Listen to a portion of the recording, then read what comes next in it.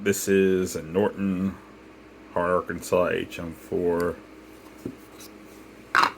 Oilstone.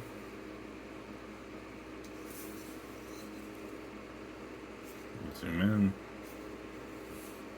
It's not lap chamfered or anything.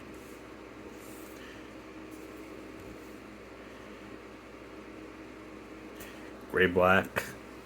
The stone exhibits very slight translucency on the edges when you put a strong light to it.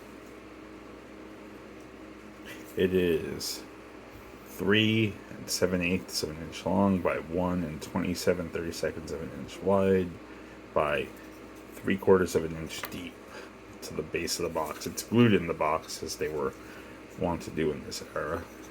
Here's the bottom of the box.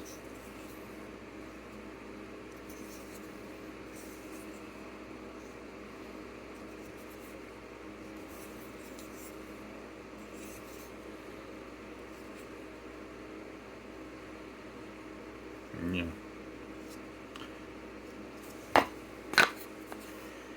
HM4 Hard Arkansas. Very dark gray black.